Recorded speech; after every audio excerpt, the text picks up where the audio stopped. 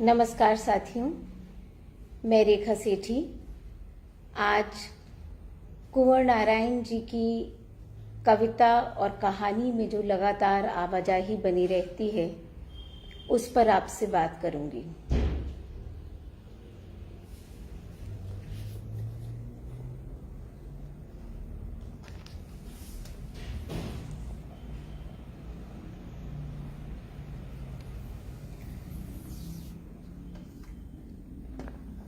मैं अपनी बात कुंवर जी की एक कविता से शुरू करना चाहती हूँ। उस कविता का शीर्षक है ऊंचा उठा सिर। जब भी मैं इस कविता के बारे में सोचती हूँ तो कई बार मन में ये ख्याल आता है कि ऐसा शीर्षक देने से कुंवर जी का क्या आशय रहा होगा। इस कविता के शीर्षक के विषय में साथ ही रविंद्रनाथ टैगोर भी याद आने लगते हैं, जिनकी कविता where the mind is without fear and the head is held high, head is held high, यह एक बिंब और एक रूपक बनाकर इसका कुंवर जी ने अपनी कविता में इस्तेमाल किया। कुंवर नारायण के लिए भी साहित्य, कविता हो या कहानी या कोई अन्य विधा, निडर भाव से सिर ऊंचा उठाकर अपनी बात कहने का साहस रखते हुए बात करना उनके साहित्य का लक्ष्य रहा है। यह एक ऐसी प्रत्याशा है जो कुंवर नारायण के लेखन की अनेक छवियों को हमारे निकट कुछ नया सा बना देती है और बहुत बहुत बार अलग अलग दिशाओं में सोचने को विवश करती है। कभी कभी लगता है कि ये छवियां जीवन से बड़ी हैं, मतलब कि एक ऐसी इमेज जो लार्जर देन लाइफ। शुरू में ही मुझे याद आता है, शायद संभवतः सन 2000 रहा होगा, मैं इंद्रप्रस्थ कॉलेज में पढ़ाती हूँ। कॉलेज के एक आयोजन में इंदु जैन मैं उसी कॉलेज में पढ़ी तो मेरी प्राध्यापिका भी रही और उनके निकट से कविता कुछ जानने समझने का बहुत मौका मिला। तो वो आयोजन इंदु जैन करवा रही थी। तो सुबह सुबह आके उन्होंने सूचना दी कि कुंवर नारायण भी आ रहे हैं। यानी आमंत्रित तो हमने उन्हें पहले भी किया था, लेकिन कुछ पक्का नहीं था कि आप आएंगे या नहीं आ पाएंगे। लेकिन सुबह पता चला कि कुंवर नारायण आ रहे हैं। तो विद्यार्थियों को तो जो उत्साह था वो था ही, लेकिन हम जैसे लोग जो उस समय तक प्राध्यापक बनकर कॉलेज में आ चुके थे, हमारे लिए तो ये एक बहुत बड़ी घटना थी, क्योंकि तब तक मैंने कुंवर जी को व्यक्तिगत रूप में इतने पास से कभी नहीं देखा था, उन्हें इस तरह से नहीं जाना था। तो कुंवर जी जब दूर से चलते हुए आए, दिखाई दिए, तो मुझे आज भी वो कॉरिडोर याद है जहां से चलकर कुंवर जी ऑडिटोरियम की तरफ चले आ रहे थे। ऊंचा लंबा कद, आंखों में तेज, उन्नत भाल,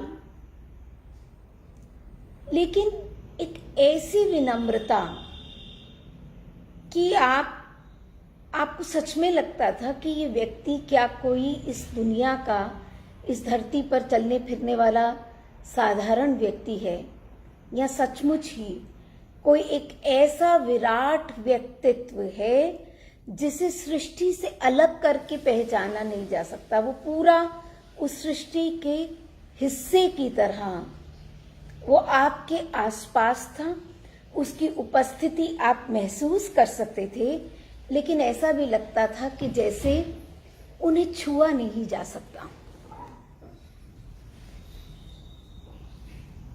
एक ऐसी लंबी लकीर, कि जिसके नीचे आप कितनी भी रेखाएं खींचें वो छोटी ही रहेंगी। एक ऐसा सितारा जो साहित्य की दुनिया में चमकता है, लेकिन जब सितारा चमकता है तो थोड़ा दूर होता है। तो ऐसा लगता था कि कुंवर नारायण इस साहित्य की दुनिया के कोई ऐसे विराट व्यक्तित्व हैं जो हैं तो बस फलांग भर की दूरी पर हमारे पास, लेकिन जिस तक हम पहुंच नहीं सकते, जिसे हम छू नहीं सकते, उसे देखकर आप विभोर हो सकते हैं, लेकिन अपनेपन से बाह नहीं थाम सकते। बहुत दिनों तक मन में ऐसी छवि बनी रही, और ऐसी छवि का एक कारण ये भी था कि साहित्यिक दुनिया में जिस तरह उनकी उपस्थिति को दर्ज किया गया था, वो उपस्थिति भी थोड़ी थोड़ी ऐसी ही थी। यानी कि कुंवर नारायण आत्मजयी के रचनाकार, एक दार्शनिक वैचारिक कवि हैं, एक बहुत बड़े ऐसे कवि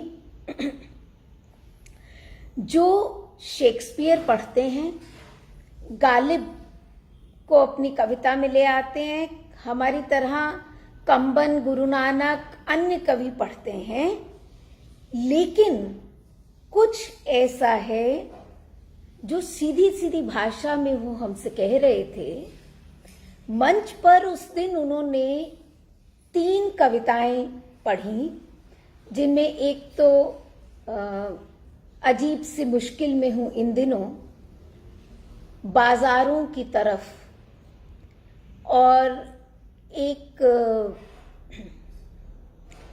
कविता शायद पेड़ों के काटे जाने पर थी। उस कविता का ठीक ठीक शीर्षक मुझे नहीं याद आ रहा, लेकिन वो कविताएं सुनते हुए हमारे मन में एकदम एक अलग छवि बनी। मतलब जिस आत्मजयी के माध्यम से हम उन्हें जान रहे थे, हमारे मन पर उनके दार्शनिक होने का, वैचारिक होने का जो इतना बड़ा बोझ था, उससे अलग अब एक व्यक्ति हमारे सामने वैसे ही बात कर रहा था बाजार में जाने के बारे में, जैसा कि अनुभव हमें अक्सर होता था, और उसकी भाषा भी बिल्कुल वैसी ही थी जिस बोलचाल की भाषा में हम आप आपस में बातचीत करते हैं। तो यानी ये जो हमारे मन की निर्मित छवि थी, चाहे वो जिस भी कारण रही हो, उससे बिल्कुल एक अलग छवि थी, जिसमें अब वो बिल्कुल निकट थे। उन्हें जान पाना, उन पर बात कर पाना, उनसे बात कर पाना बिल्कुल सहज था, और बिल्कुल वो दुनिया जो थी वो अपनी सी थी। उस दिन एक बड़ा भ्रम टूटा। वो भ्रम ये था कि कुंवर नारायण, या कुंवर नारायण ही क्यों, कोई भी कवि क्या इस तरह वर्गीकृत किया जा सकता है कि ये मासेस का कवि है और ये क्लासेस का कवि है। यानी एक संभ्रांत कलाकार जैसा कवि है और दूसरा जन कवि है। तो ये सारी बातें मैं इसलिए आपसे कर रही हूं कि अगर हमें कुंवर नारायण को जानना है तो ये जरूरी हो जाता है कि हम उनके समग्र लेखन को एक बार नजदीक से देखें। ये मौका मुझे मिला उन पर काम करते हुए, और तब ये पता चला कि कविताओं की दुनिया में भी कितनी कविताएं ऐसी हैं जो कभी सम्मेदीन की लड़ाई के दुख से दुखी होती हैं, तो कभी अचानक बाहर आ जाने से बाल सुलभ जिज्ञासा से भर जाती हैं। ये कविताएं प्रेम की हैं, मोह की हैं, इतिहास की हैं। बड़ी बड़ी कहानियां हैं उन कविताओं में। अमीर खुसरो की कहानी है, कबीर मिल जाएंगे, फतेहपुर सीकरी दिखने लगेगी, और कमरे में धूप जिस तरह आती है वो बारीक छवि भी हम पकड़ सकेंगे। तो सबसे पहला मिथ कुंवर नारायण को लेके या जो भ्रम हमारे मन में था वो बिल्कुल टूट गया कि वो एक अलग तरह के कवि हैं। उनमें भी वैसी ही जिज्ञासाएं, वैसी ही सामाजिक प्रतिबद्धता दिखाई पड़ती है जैसी कि अन्य कवियों में भी थी। और मुझे लगता है कि जैसे जैसे हम आलोचना के जो चौखटे निर्मित हो गए थे एक समय पर, जैसे जैसे हम उनसे बाहर आते जाते हैं तो सभी कवियों में हमें इस तरह की आवाजाही दिखाई पड़ने लगती है। कोई भी कवि एक खास विचारधारा, खास तरह के उद्देश्यों को लेकर उस सब में बंध कर कविता या कहानी नहीं रचता। तो एक तरफ इन कविताओं में हम कविताओं की मैं बात कर रही थी और कविताओं में कहानियों की आने की बात कर रही थी।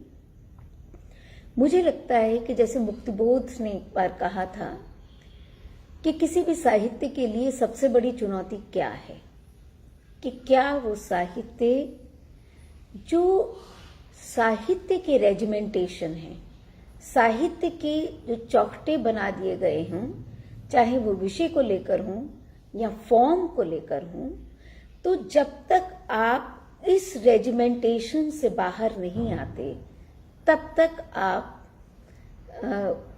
आप उस साहित्य की नब्ज पर हाथ नहीं रख पाते। हमारे यहाँ जिस भी कारण हुआ, लेकिन ये एक बहुत ही विचित्र स्थिति हुई कि प्रसाद ने कहानियां लिखी, नाटक लिखे, कविताएं लिखी, लेकिन हम जिस विधा से देखते हैं, जिस तरफ से उन्हें पढ़ना चाहते हैं, तो तब हमारे लिए जो कविता पढ़ता है उसके लिए प्रसाद श्रेष्ठ कवि हैं, लेकिन तब वो उसी समय पे उनकी कहानियों की बात नहीं करता।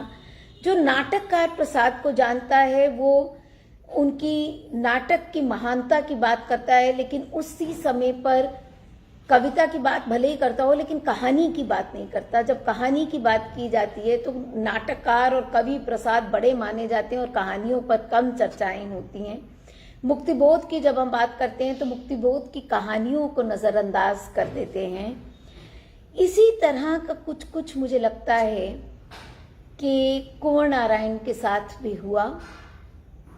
एक तो उन्होंने बहुत कम कहानियां लिखी, 2 ही कहानी संग्रह उनके आए हैं, लेकिन मुझे जिस बात की तरफ मेरा ध्यान जाता है, आकारों के आसपास जो उनका पहला कहानी संग्रह है, और ये कहानी संग्रह प्रकाशित हुआ सबसे पहली बार 1973 में। अगर इसकी बिल्कुल भूमिका की आरंभ पंक्तियां देखें, कहानियों का यही संग्रह आज से 5-6 वर्ष पहले भी छप सकता था, लेकिन उस समय कहानियों की कोई किताब निकालना लामहाला उस बहस में पड़ जाना होता जिससे शायद किसी कवि कहानीकार के लिए सही सलामत छूटना मुश्किल ही था। तो जिस बात की तरफ मैं आपका ध्यान दिला रही थी कि हमने जब भी जिस भी रचनाकार को जाना, हमने उसके एक पक्ष पर ही ध्यान केंद्रित किया। तो कुंवर जी के कद का भी जो रचनाकार है उसको भी 6 साल लगे ये सोचने में कि वो कहानियों की किताब प्रकाशित करे या ना करे, क्योंकि ये जो द्वंद्व है इससे कोई कवि कहानीकार छूट नहीं सकता। ये जो रेजिमेंटेशन था, ये जो दबाव है उस समय का, इसको जो भी लेखक थे उस समय के भी वो नजदीक से महसूस कर रहे थे, और ये भी अभिव्यक्ति का खतरा उठाने जैसा ही था। इसके आगे चलते हुए वे उसे अनुत्तेजित वक्तव्य कहते हैं, एक वक्तव्य देते हैं, मतलब अपनी बात रख रहे हैं, जिसे वो अनुत्तेजित वक्तव्य के नाम से। इन कहानियों में इन कहानियों के बारे में है, मतलब एक पीठिका के रूप में, एक पृष्ठभूमि के रूप में दे रहे हैं कि क्यों जैसे कि मुक्तिबोध को लगातार एक साहित्य की डायरी में वो बार बार कहते रहते हैं क्योंकि वो विधा से प्रयोग कर रहे हैं, कहानी की हो या कविता की हो, तो लगातार मुक्तिबोध को लगता है कि मुझे डर लगता था कि ऐसी कविता या ऐसी कहानियां मैं कह सकता हूं या नहीं, क्योंकि तमाम तरह के रेजिमेंटेशंस हमारी चेतना पर इतने हावी हो जाते हैं कि हम उसी से एक तरह से संवाद स्थापित करने की कोशिश करते हुए उसी में उसकी गिरफ्त से छूट नहीं पाते। तो कुंवर नारायण की स्थिति भी लगभग यही है। और फिर वो बताते हैं कि क्यों, कि यद्यपि हम कहते हैं कि कहानी ने अपना कहानीपन नई कहानी के दौर से ही छोड़ दिया, लेकिन फिर भी यहाँ कुंवर नारायण स्पष्ट करते हैं कि उन्हें क्या कठिनाई क्या है। इन कहानियों में वैसे रोमांचकारी और सनसनीखेज तत्व नहीं मिलेंगे जैसे कि आमतौर पर कहानियों में होना लाजिम समझा जाता है। लाजिम कौन बनाता है ये एक अलग बात है। न इनमें कड़वे यथार्थ की झांकी है, न मीठे प्रेम की कल्पना, न पहेली बुझाने वाले चारित्रिक दाव पेच, न मनोवैज्ञानिक तिकड़मों में उलझाया हुआ सेक्स और क्राइम। सच पूछिए तो इन सबको ठंडे दिल दिमाग से सोचते हुए बातचीत का एक अंदाज है, यथार्थ से एक रोमांस, कुछ इस तरह मानो रोमांस यथार्थ से पलायन ना होकर उसी की एक खास पहचान या अतिरिक्त माप हो। इस अंश में कुंवर जी साहित्य रचना की जो पूरी प्रक्रिया है, साहित्य रचना का एक जो काव्य शास्त्रीय या सौंदर्य शास्त्रीय अनुभव कहें, उस द्वंद्व से गुजरते हैं और वो ये बात सिद्ध करना चाहते हैं कि जैसे भाषा को बरतने के अलग अलग रचनाकारों के अलग अलग तरीके हो सकते हैं, वैसे ही यथार्थ को बरतने के भी अलग अलग तरीके हो सकते हैं। वो तरीके एक दूसरे से बिल्कुल अलग हो सकते हैं। मुक्तिबोध ने गतिशील यथार्थ की संकल्पना की बात की थी, जिसमें उन्होंने आग्रह किया कि ना तो यथार्थ इकहरा हो सकता है, ना वो स्थिर हो सकता है, इसलिए यथार्थ को गतिशील होना होगा और यथार्थ में एक परत दर परत लिपटी हुई है। तो एक नया तरीका मुक्तिबोध ने यथार्थ को प्रस्तुत करने का अपने साहित्य में इजाद किया। जब कुंवर नारायण कहते हैं कि उन्होंने उस यथार्थ को एक रोमांस की तरह इस्तेमाल किया, तो रोमांस क्या है कि वो एक प्रतिमान हो सकता है, एक पहचान हो सकता है, एक माप हो सकता है कि कैसे एक पूरी पद्धति हो सकता है साहित्य में कि आप यथार्थ को कैसे इस्तेमाल कर सकते हैं। आगे चल के वो कहते भी हैं कि ये रोमांस शब्द उन्हीं अर्थों में इस्तेमाल कर रहा हूं जिन अर्थों में सर्वांते का डॉन क्विक्सोट एक रोमांस है, और इसका फिर वो विश्लेषण भी करते हैं।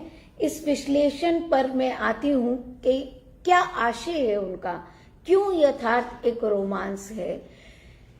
ये छोटी सी भूमिका जो है ये बार बार विचार करने को इसलिए विवश करती है कि इसमें कुछ स्थापनाएं हो रही हैं कहानी के स्ट्रक्चर को लेकर और साहित्य में इन चीजों के बरतने को लेकर। कहानी को लेकर हमारे मन में एक ये विचार बैठा हुआ है कि वो यथार्थ की प्रस्तुति करेगी, लेकिन यथार्थ कैसे क्रिएट होगा, यथार्थ कौन सा होगा। अगर हम अपने आसपास के परिवेश में जिन पात्रों जिन घटनाओं को पहचानते हैं जिन परिस्थितियों और मनस्थितियों के द्वंद्व से उलझते हैं, उसकी सीधी सच्ची सटीक ऐसी प्रस्तुति कि मानो हमारा साहित्य ऐसा लगे कि जैसे उसका प्रतिबिंब हो। क्या वही कहानी कहने का पैमाना हो सकता है? तो कुंवर नारायण उस पैमाने को बदलने की कोशिश कर रहे हैं।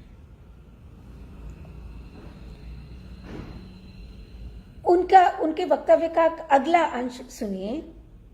कहानी कहते समय मैं पाठक को यह यकीन दिलाने की कोशिश नहीं करता कि कहानी नहीं कह रहा हूं, क्योंकि हम अक्सर ये सोचते हैं कि कोई भी कहानी की जब हम समीक्षा करते हैं तो सबसे पहला विचार यही आता है कि यथार्थ को कितने जीवंत ढंग से प्रस्तुत किया है, कैसे सीधी सच्ची खरी बात जिंदगी से उसकी कितनी गहरी संपृक्ति है, ये सब कैसे उस कहानी में सामने आ गया या उस उपन्यास में सामने आ गया, और कैसे वो हमारे समय का आईना बन गया। तो हमारा इतना अधिक आग्रह है उस प्रस्तुति की ओर कि कई दफे जो ये दबाव होता है कि सही सही वो बात आ पाई है कि नहीं, और अगर आ गई है तो मानो इसी से ही रचनाकार के कर्तव्य कर्म का मतलब उसका कर्तव्य कर्म पूरा हो गया कि उसने जो था ज्यों था उसको ज्यों का त्यों प्रस्तुत कर दिया। लेकिन यहां कुंवर नारायण लेखकीय हस्तक्षेप की बात कर रहे हैं। वो कहते हैं कि मैं 1 मिनट के लिए भी नहीं चाहता कि मेरा पाठक ये भूल जाए कि वो कहानी पढ़ रहा है और मेरी उपस्थिति को गौण कर दे, और जो पात्र हैं वो सीधे सीधे जैसे अपनी उपस्थिति दर्ज करें या अपने होने को जताएं। कई बार कहानी और उपन्यास की जब हम आलोचना करते हैं तो ये बात हमेशा सामने आती है कि जो पात्र हैं हमारे, वो लेखक के हाथों की कठपुतली नहीं है जिन्हें लेखक नियंत्रित कर सकता है अपनी विचारधारा या अपने आग्रह के आधार पर। लेकिन यहाँ कुंवर जी कहते हैं, कहानी कहते समय मैं पाठक को यह यकीन दिलाने की कोशिश नहीं करता कि कहानी नहीं कह रहा हूं, बल्कि जगह जगह पाठक को अपनी तरफ करके कहता चलता हूं कि यह यथार्थ नहीं, सिर्फ कहानी है। कुछ इस तरह कि पाठक को मेरे कहने पर शक होने लगे और वह अपने आप से सवाल करे, क्या सचमुच ये कहानी ही है या उससे भिन्न कुछ भी? यथार्थ के नाम पर कहानी नहीं, कहानी के नाम पर यथार्थ की बात करता हूं। उस यथार्थ की बात जिसे केवल व्यावहारिक स्तर पर नहीं, मुख्यतः मानसिक स्तर पर जिया जाता है। अक्सर इन कहानियों में पात्रों और घटनाओं को केवल गवाही की तरह लाकर मनुष्य की नियति का मुकदमा पेश किया गया है। तो कथ्य क्या है, संप्रेष्य क्या है?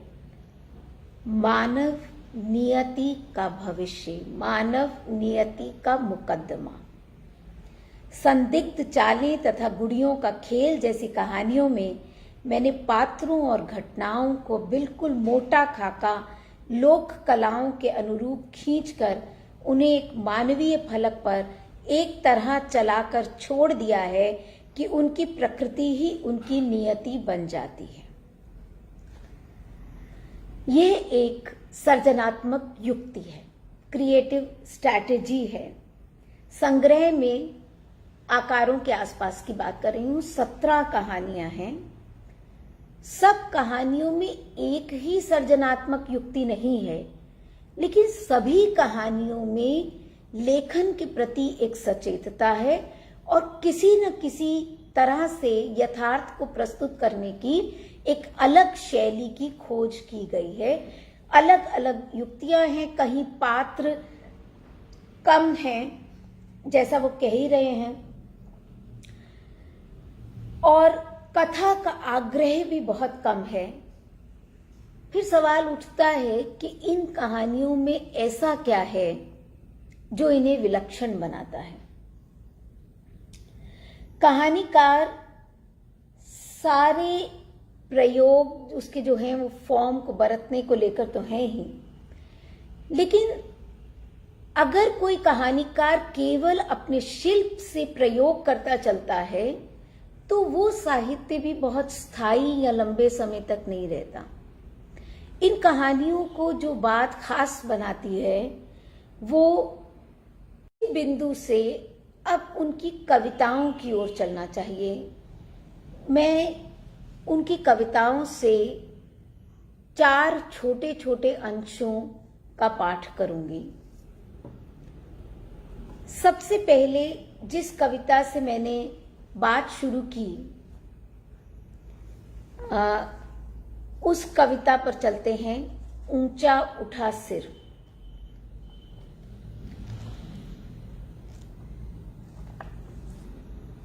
उसकी विवशता और छटपटाहट जिसे एक अंतहीन मृत्यु ने अपने सीने से चिपका रखा हो, उसकी लटकती हुई छाती, धंसा हुआ पेट, झुके हुए कंधे, वह कौन है हमेशा जिसकी हिम्मत नहीं केवल घुटने तोड़े जा सके।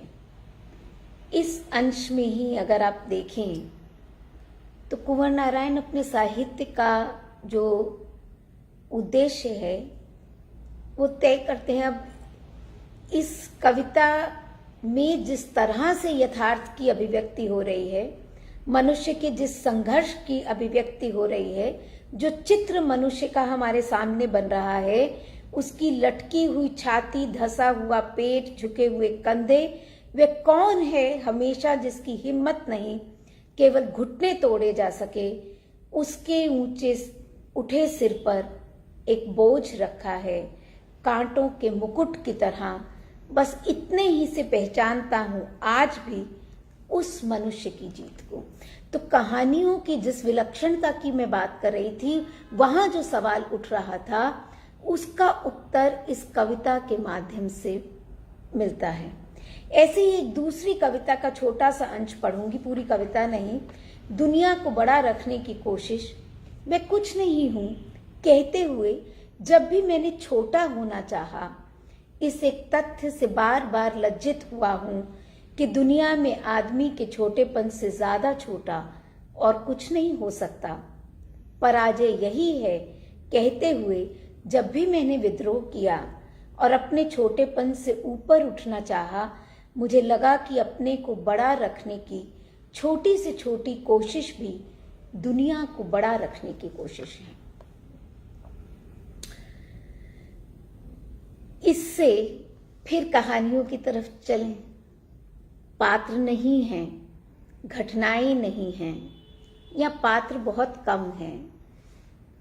घटनाएं उस रूप में नहीं है जिसे कि हम यथार्थवादी कहानी विद इन कोट्स यथार्थवादी कह रही हूं, जिसे हम जानते हैं, जो घटनाओं का ब्यौरा होती हैं।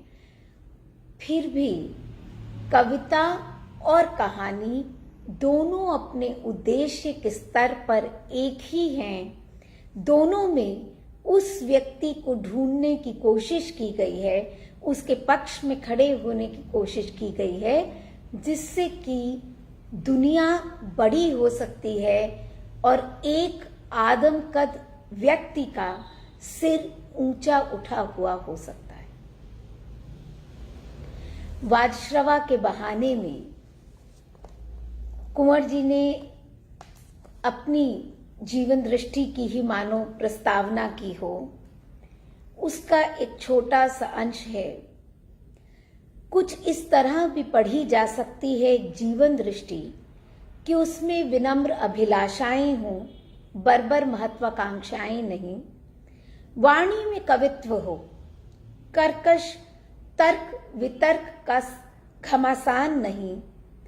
कल्पना में इंद्रधनुषों के रंग हों, ईर्ष्या द्वेष के बदरंग हादसे नहीं। निकट संबंधों के माध्यम से बोलता हो पास पड़ोस, और एक सुभाषित एक श्लोक की तरह सुगठित और अकाट्य हो जीवन विवेक।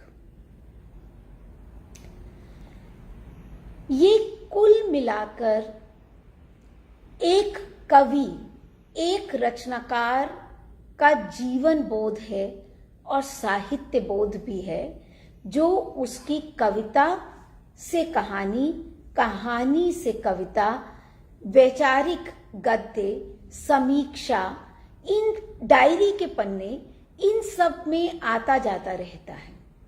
तो आप अगर किसी भी रचनाकार को जानना चाहें, विशेष तौर पर कुंवर नारायण जैसे रचनाकार को, तो ये जो इंटरटेक्सचुअलिटी है, अंतरपाठीयता है कि आप एक पाठ पढ़ते हैं तो दूसरा कहीं प्रतिध्वनित होता है, आप दूसरे पे जाते हैं तो उससे कुछ और आपको मिलने लगता है। ये जो प्रक्रिया है साहित्य रचना की, ये कुंवर नारायण अपने साहित्य में तो इस्तेमाल कर ही रहे हैं एक सर्जनात्मक युक्ति की तरह, लेकिन उसके साथ साथ जब वो कविता रचते हैं, जब वो कहानी लिखते हैं, तब भी ये पूरी इंटरटेक्सुअलिटी, मतलब मैं कुंवर नारायण को जिस रूप में देखती हूँ, मैं कल्पना ही नहीं कर सकती कि मेरे सामने एक ऐसा व्यक्ति खड़ा होता है जो बहुविज्ञ है, जिसने बहुत कुछ पढ़ा है, बहुत कुछ समझा है, बहुत कुछ गुणा है। इसलिए उसके जीवन में जो संघर्ष के सवाल हैं वो इतने ज्यादा, जिसे कहना चाहिए कि अनेक स्तरों पर एक साथ इस तरह घटित होते हैं कि आप उसमें से परत दर परत अलग नहीं कर सकते। बहुत सारे धागे गूंथ कर जैसे एक डोरी बनी हो, वो डोरी जो आपको लगातार रेशा रेशा उसको पहचानने की समझ देती हो, और वो रेशा रेशा आप उसको उसके कई अर्थ खोल सकते हैं। ये जो संभावना बनती है कि आप उसके कई अर्थ खोल दें, ये तभी संभव है जब उस यथार्थ को कई स्तरों पर एक साथ जिया जाए, केवल भौतिक धरातल पर नहीं बल्कि मानसिक चेतना के धरातल पर उस सबको महसूस किया जाए। फिर मुझे एक पंक्ति याद आ रही है कविता की, मतलब एक पृष्ठभूमि के तौर पर ही एक उनकी कविता है संदर्भ गुर्यनिका। गुर्यनिका एक पेंटिंग है और पिकासो ने जो बनाई, और पिकासो को उद्धृत किया गया दो पंक्तियां कविता से पहले लिखी गई पिकासो को उद्धृत करते हुए, मैं जो सोचता हूं उसे चित्रित करता हूं, केवल उसे नहीं जो देखता हूं। यानी देखने की जो क्रिया है उसका संबंध हमारी दृष्टि से है, आंख से है, एक इंद्रिय से है। लेकिन अगर हमारा देखना उतना भर ही हो जितना हमारी आंख को दिखाई देता है, तो वैसा तो घोड़े भी देखते हैं। उस देखने को कुंवर नारायण वहां से उठा करके और बिल्कुल अतिक्रमण करते हुए उस भौतिक दुनिया का एक ऐसे यथार्थ की पृष्ठभूमि पर अवस्थित करते हैं जहां आप उस यथार्थ की निर्मिति करते हैं जिसे आपने सोच के स्तर पर भी जिया है, जिसे आपने बोध के स्तर पर अर्जित किया है। तो इस तरह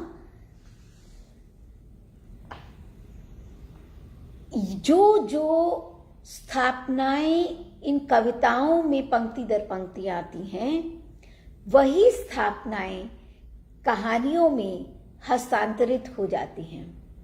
मैं आपको अभी कुछ कहानियों के कुछ अंश पढ़ के, मतलब उसमें भी बताऊंगी कि कैसे जो बातें अभी हमने की वो वहां ध्वनित होने लगती हैं। इस सोचने से कहानी निर्मित होती है। जैसे अगर हम आकारों के आसपास की सबसे पहली कहानी को ही लें, पहली कहानी का शीर्षक ही है आकारों के आसपास। अगर प्राध्यापकीय शैली में मैं इसका विश्लेषण करूं, तो अगर मैं इससे देखूं कि इसमें घटना क्या है, पड़ोस में एक बच्चे की मृत्यु की सूचना एक घटना के तौर पर इसमें दी गई है। पात्र कौन है? हवा और रोशनी। मूल्य क्या है? एक ऐसी आंतरिकता जिसमें सुरक्षा है और आत्मीय स्वतंत्रता भी। तो एक साथ तीन चीजें कुंवर जी लेके चल रहे हैं। वो घटना जरूरी नहीं है, क्योंकि ऐसी घटनाएं तो अखबारों के पृष्ठों पर हर रोज आती हैं, उनसे हमारा हर रोज सामना होता है।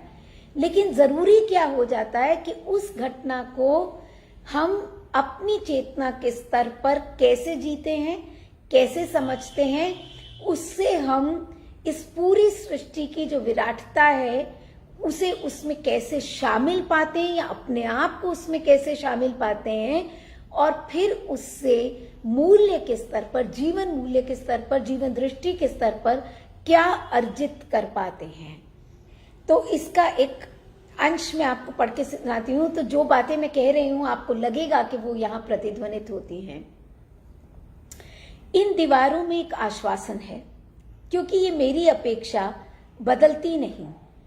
हवा और रोशनी जिनके आते ही कमरा बदल जाता है, बाहर रखे जा सकते हैं। मैं अपने को कहीं और से आरंभ कर ले सकता हूं। इस तरह कि ना प्यार करूं, ना शोक, ना आशा। गीता जैसा स्थित प्रज्ञ होना ही है।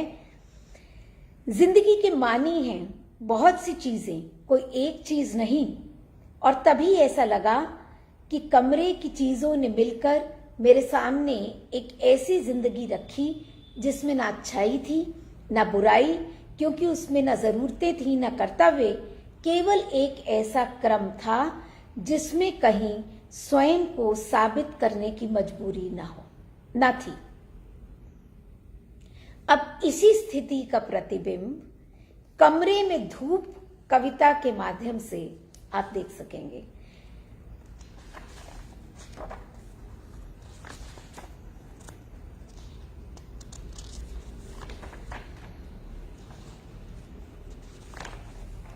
माफ कीजिएगा, 108।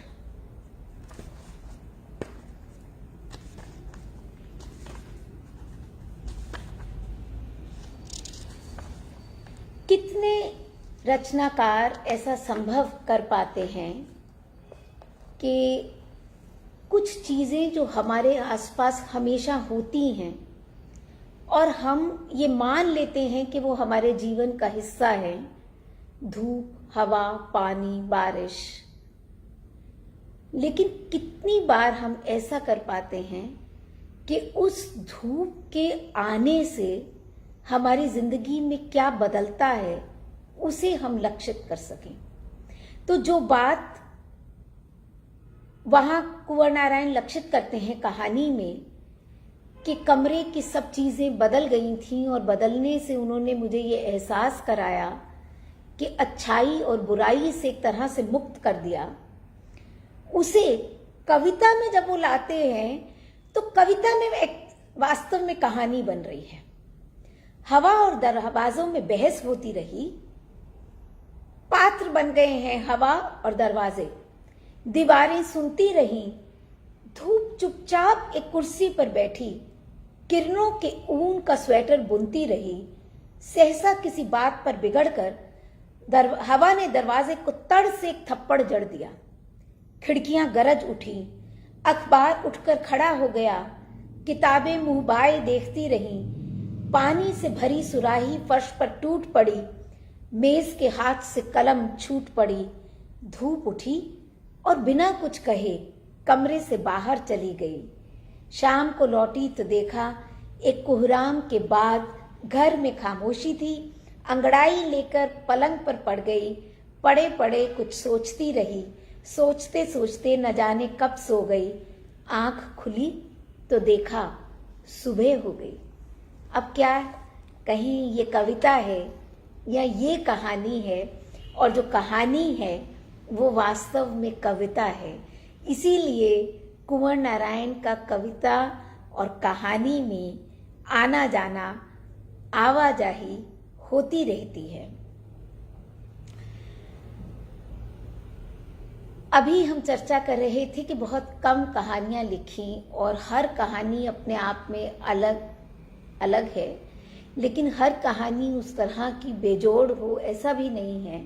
लेकिन जो कहानियां बेजोड़ हैं, जैसे गुड़ियों का खेल, अफसर, दो आदमियों की लड़ाई, उन और भी बेचैन पत्तों का कोरस में भी है, मोनालिसा की डायरी, और भी कहानियों के नाम लिए जा सकते हैं। मुझे लगता है कि जब कहानी मतलब एक आलोचना का पैमाना अगर मैं तैयार करती हूँ तो मैं ये तैयार करना चाहती हूँ कि जब मैं कोई भी रचना पढ़ती हूँ वो रचना कितने समय तक मेरे भीतर स्थायी रहती है। अगर इसको मैं एक पैमाना मानती हूँ तो मैं ये देखना चाहती हूँ कि कुंवर नारायण की कितनी कहानियाँ हैं जो मेरे मन पर दस्तक देती रहती हैं, या कैसे कुछ पंक्तियाँ उनमें आती हैं। जैसे एक पंक्ति है, संदिग्ध चालें शीर्षक की है कहानी का, उसमें एक पंक्ति में कुंवर जी कह रहे हैं, कुछ बातें बहुत आहिस्ता से कही जाती हैं लेकिन बहुत दूर तक सुनाई देती हैं।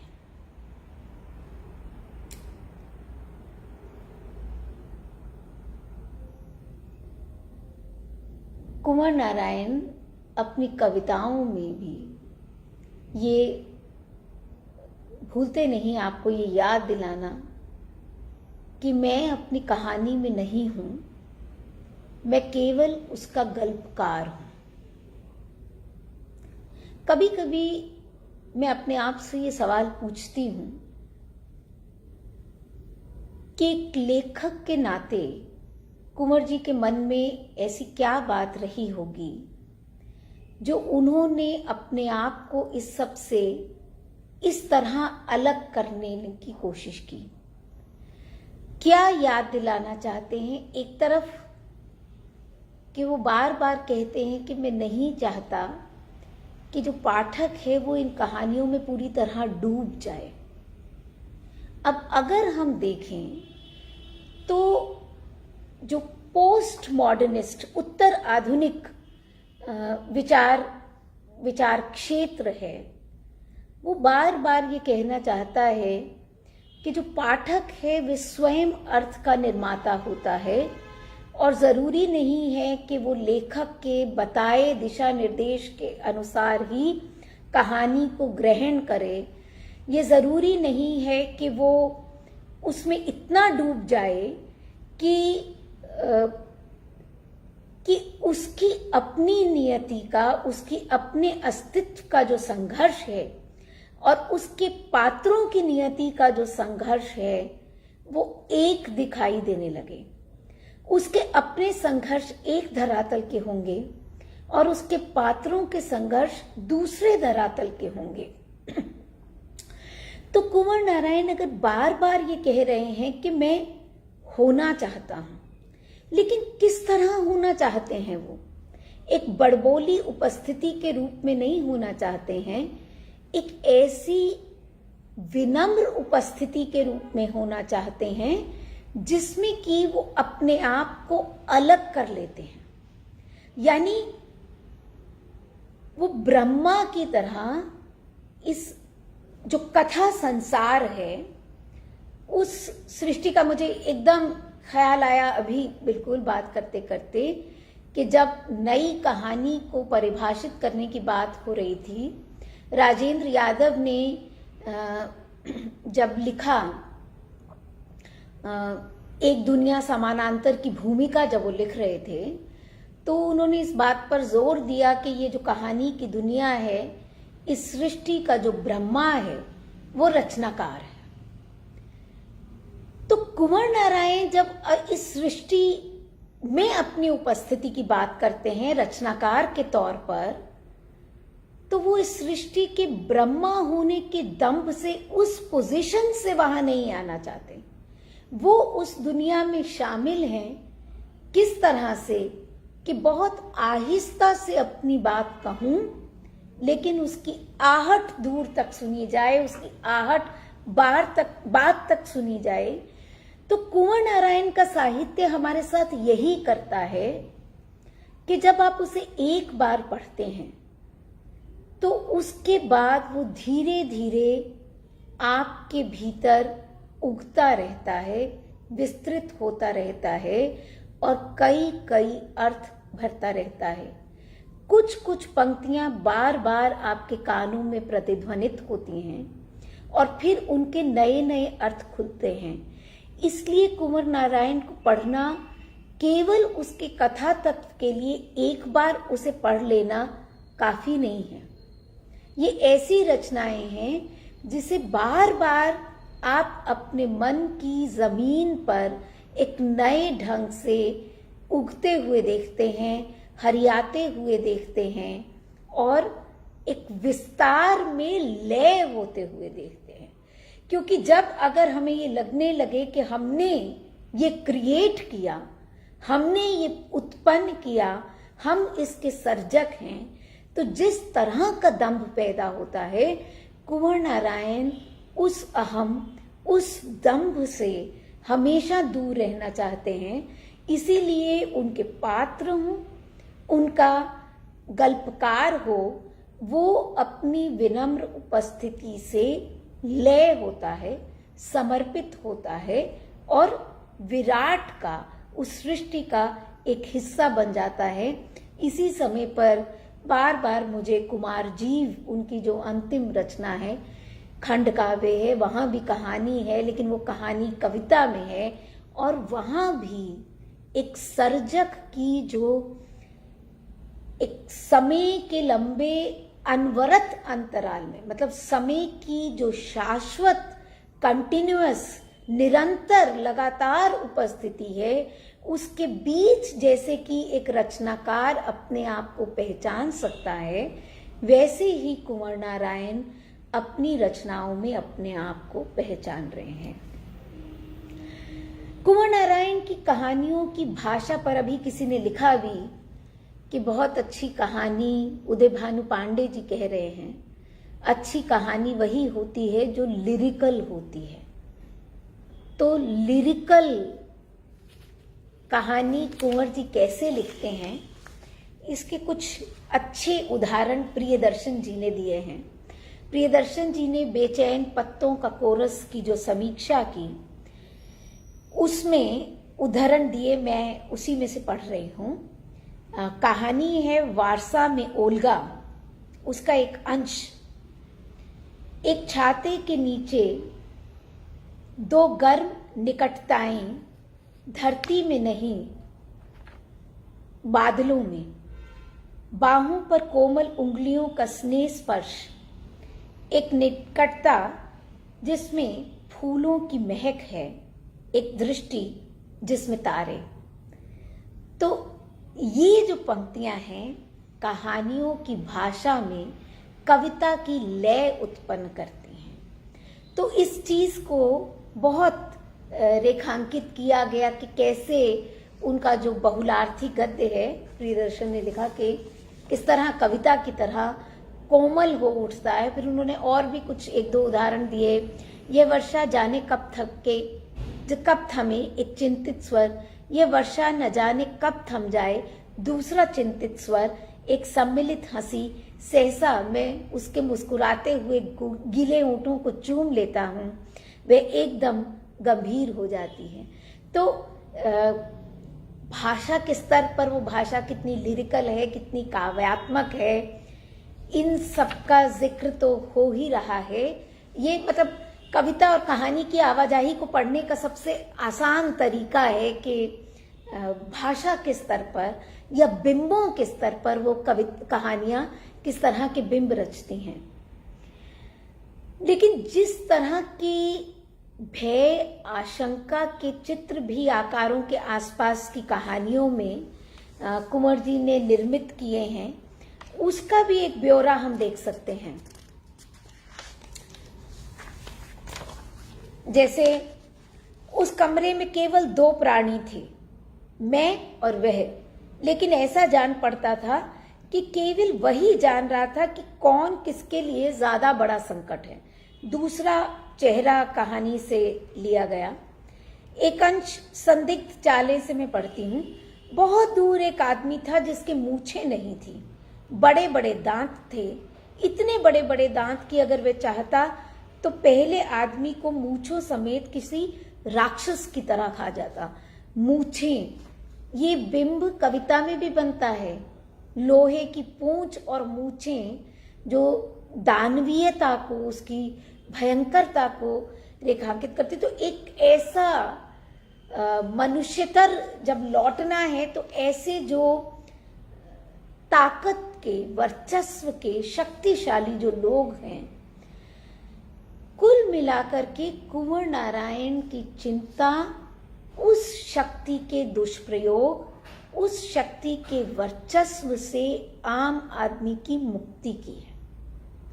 और ये जो सदिच्छा है, ये जो जीवन दृष्टि है, ये जो वृत्ति है, ये उनकी कविता को, उनकी कहानी को अधिक मानवीय बनाती है।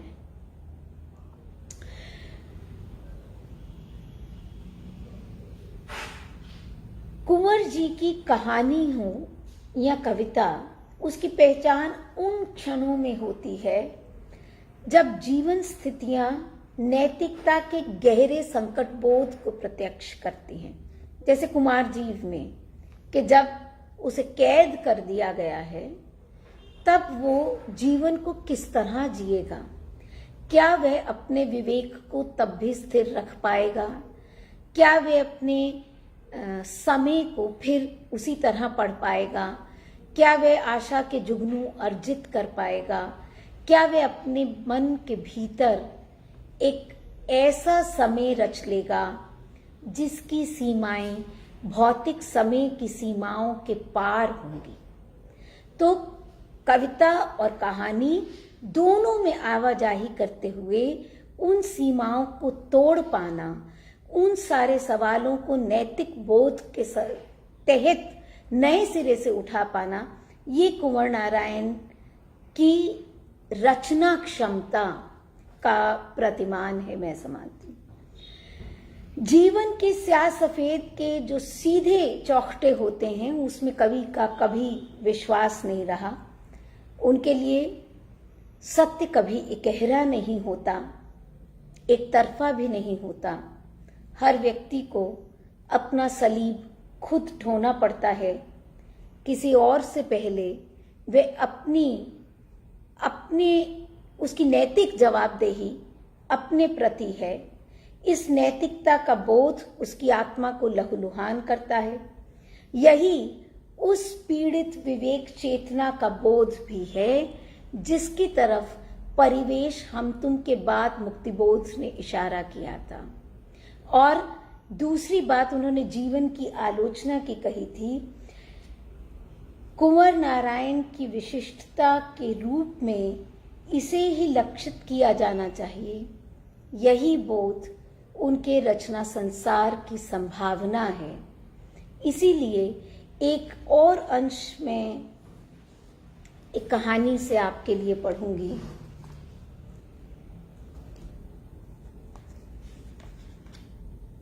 ये अंश इसलिए पढ़ना चाहती हूं, गुड़ियों का खेल कहानी से है। कहानी मतलब कुंवर जी की कहानियां जिस तरह की होती हैं, उसके मुकाबले में काफी मतलब थोड़ी लंबी कहानी है।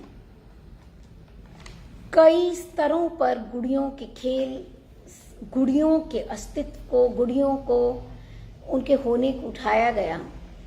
लेकिन जो अंश मुझे इस कहानी का एकदम जैसे कौंध की तरह आता है, जो आपको झकझोर देता है, वो अंश एकदम शुरू में ही आता है। लड़का, गुड़िया, दर्शक, वो खेल दिखाने वाला लड़का है।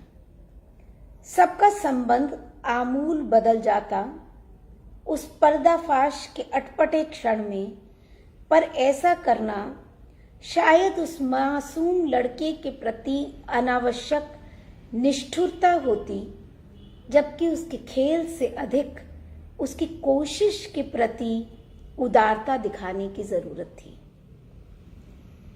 मुझे लोगों के रूखे व्यवहार से घृणा हुई, पर किया भी क्या जा सकता था। रुखाई ज्यादा से ज्यादा अभद्रता की कोटि का अपराध है जिसके विरुद्ध कोई कार्रवाई नहीं की जा सकती, वरना उन लोगों को उतनी सजा तो मिलनी ही चाहिए जितना कष्ट उन्होंने उस नादान लड़के को अपनी रुखाई से दिया था। अनायास ही मुझे लगा कि मैं उन सब लोगों की ओर से उस लड़के के सामने अपराधी हूं और मुझे किसी न किसी रूप में उस अकारण निष्ठुरता का प्रतिकार करना चाहिए। ये कहानी का मैं है। कुंवर जी ने हमें बार बार याद दिलाया है कि इसे लेखक नहीं समझना है। रचनाकार लिख रहा है, लेकिन वो है उसमें शामिल है, वो उसके बाहर है। हम पाठक के बतौर इसमें शामिल हैं और हम इससे बाहर हैं, और इसीलिए जो सारी कहानी है वो कई स्तरों पर एक साथ घटित होती है। घटना के स्तर पर भी, बोध के स्तर पर भी और कहानीकार के स्तर पर भी। तो अगर सारी चीजों को जिस बिंदु पर केंद्रित किया जाना है वो बिंदु लेखक की नैतिकता पर, लेखक की जवाबदेही पर केंद्रित हो जाता है, तो ये जो है ये अपने आप में मुझे लगता है कि जो कुंवर जी के साहित्य से एकात्म करते हुए, उस राग का हिस्सा होते हुए जो हम ले सकते हैं वे ये है। लल्लन बंघेल जी ने एक सवाल उठाया है, वो इसी संदर्भ में है, तो मैं यही बात रख सकती हूं। क्या यह अस्तित्ववाद के पास है? दरअसल हिंदी आलोचना में और जगह भी संभवतः ऐसा हुआ हो, एक मुझे लगता है कि ये गड़बड़ी हुई है। गड़बड़ी क्या है कि हम अस्तित्ववाद और जनवाद, इन दो चीजों को ऐसे दो ध्रुवों की तरह देखते हैं कि जिनके बीच में तलवारें खिंची हुई हैं। अगर कोई कवि या रचनाकार जो भौतिक इकहरा या पूरी सृष्टि के बीच अपने आप को लोकेट करने की कोशिश करता है, तो हम अस्तित्ववाद से सीधे उसका संबंध जोड़ते हैं। अस्तित्ववाद को उस समय हम एक प्रश्न चिन्ह के साथ देखते हैं। उस अस्तित्व की चेतना के प्रति हमारे मन का जो भाव है वो बहुत उदार नहीं है। तो हमारे, माफ कीजिएगा बीच में कनेक्शन चला गया था, तो हमारे मन में बिल्कुल एक ऐसा भाव आ जाता है कि जैसे हम उस रचनाकार को पूरा पढ़ेंगे नहीं, पूरा समझेंगे नहीं। हमने पहले ही अपने मन में एक धारणा बना ली है कि अगर उसकी इससे मुक्ति नहीं है तो वो स्पृहणीय नहीं है, वो पढ़ने की बात नहीं है, वो ओवररेटेड है, उसके पास देने को कुछ नहीं है। तो मुझे लगता है जितना जितना हम इस तरह के ये जो श्रेणीबद्धता है, ये जो हमारे सोचने के दायरे हैं, ये जो चौखटे हमने खुद निर्मित किए हैं, अगर हम किसी भी रचना को, मेरी कम से कम आलोचना दृष्टि यही है कि मैं उस रचना को उस रचना की मार्फत पढ़ना चाहती हूँ, बहुत पहले मेरे एक अध्यापक थे, उन्होंने मुझे कुछ भी पढ़ने की एक दृष्टि जैसे दी थी, मतलब एक गुर की तरह उन्होंने मेरे हाथ थमाया था कि कहा तो कविता के संदर्भ में कि कविता से सवाल करो, कविता तुम्हें जवाब देगी। मैं आज भी यही मानती हूँ कि रचना से सवाल करें, रचना स्वयं उत्तर देगी, और जो उत्तर हों अपने पूर्वाग्रहों के कारण हम उस पर लेबल ना लगाएं, हम उसे उसकी सीमाओं में ना पहचाने, तभी हम किसी रचनाकार को उसके मर्म को, उसकी सीमा और संभावना दोनों को हम तभी ठीक ठीक पहचान पाएंगे। एक दूसरी बात जो कहना चाहती हूं कि हमारे लिए जब भी हम आलोचना करते हैं तो एक हद तक हम या तो हीरो वर्शिपिंग करना चाहते हैं कि वो साहित्यकार बहुत महान है, या फिर हम उसे पूरी तरह ध्वस्त कर देना चाहते हैं, उसे पूरी तरह डिमोलिश कर देना चाहते हैं, उससे हमारा कोई वास्ता ना हो। ये दोनों ही अतिवादी दृष्टियां हैं। होना ये चाहिए कि हर रचनाकार की अपनी एक सृजन भूमि होती है, उस सृजन भूमि को हम पकड़ पाएं और उससे उस रचनाकार को, वो उसकी साहित्य को समझने की कुंजी होती है, वो हमारे आग्रह का प्रतिमान नहीं होती। तो अगर आज देखा जाए तो इसलिए आलोचना के कोई नए प्रतिमान नहीं बनते हैं, कोई तयशुदा रास्ते नहीं हैं, कोई सर्च लाइट नहीं है जिसे लेकर हम उसमें वो ढूंढने निकलेंगे। तो मुझे लगता है कि जो भी, मतलब ऐसी आलोचना करने से जो भी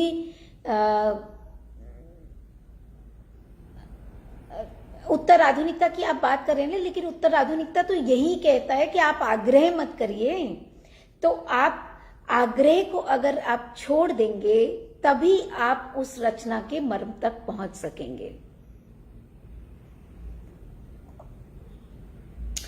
अब अस्तित्ववाद हिंदी में मात्र फैशन की चीज है या नहीं, ये तो रचनाकार पर है और ये हम पर है। अगर हमें हमारे अस्तित्व के सवाल उतनी बेचैनी से परेशान करते हैं जितने कि सार्त्र और सिमोन को करते रहे होंगे, तो कैसे मैं कहूं कि ये फैशन है। अगर केवल फैशन के लिए अपनाया है कि अपना अकेलापन और अपनी उदासी दिखानी है, या अपने होने के संकट को उस तरह महसूस करना है, तो ये तो रचनाकार पर है और ये हम पर भी है कि हम उसे कैसे ग्रहण करें। तो यही मेरा आग्रह है कि आप किसी भी चीज को, ये माइक्रोसॉफ्ट वर्ड का ट्रैक चेंजेस नहीं है कि आप एक्सेप्ट या रिजेक्ट करते जाएंगे, क्योंकि आप उसे कैसा समझते हैं ये वहां है। आप उससे जुड़ सकते हैं, आप उससे नहीं जुड़ सकते हैं, हर चीज से आप नहीं जुड़ते हैं। किसी एक लेखक की कोई एक चीज, कोई एक पंक्ति अनेक स्तरों पर प्रतिध्वनित होती है, बहुत अच्छी होती है, और कहीं उसके हाथ से गिरफ्त छूट भी जाती है, लेकिन ऐसा होना उसको कमतर नहीं करता है। ऐसे अंतर विरोधों को स्वीकार करने की भी हमें साहित्य में आदत होनी चाहिए। तो मुझे लगता है कि इसी नजरिए से, तो जब हमने ये सोचा कि हम कविता और कहानी के बीच आवाजाही की बात करें, तो इसीलिए हमने ये आवाजाही की बात की। और मैं बहुत शुक्रगुजार हूं अर्पण कुमार जी की, क्योंकि ये शीर्षक उन्होंने मुझे सुझाया। तो इसीलिए कि ये रास्ते बने रहें, ये बातचीत बनी रहे, और ये जो बातचीत होती है, कुंवर जी हमेशा कहते थे कि ये गुंजाइश पैदा करती है, ये ऐसी गुंजाइश पैदा करती है जहां अलग अलग संस्कृतियां आपस में बातचीत कर सकती हैं। तो ये गुंजाइश बनाए रखना भी बतौर पाठक, बतौर आलोचक, बतौर साहित्य के मर्मज्ञ के हमारा दायित्व है। तो इसलिए मेरी हमेशा यही कोशिश रहती है। और मैं अब अपनी बात समाप्त करूंगी एक छोटी सी कुंवर जी की कोई कविता पढ़ते हुए। लेकिन उससे पहले मैं आप सभी साथियों का आभार व्यक्त करना चाहती हूँ आज जुड़ने के लिए। अर्पण कुमार जी को विशेष रूप से धन्यवाद देना चाहती हूँ कि उन्होंने मुझे आपसे बातचीत करने का ये अवसर दिया, और जनसुलभ पुस्तकालय ने जिस तरह की पहल की है उसके लिए उनका अभिनंदन करती हूँ। और एक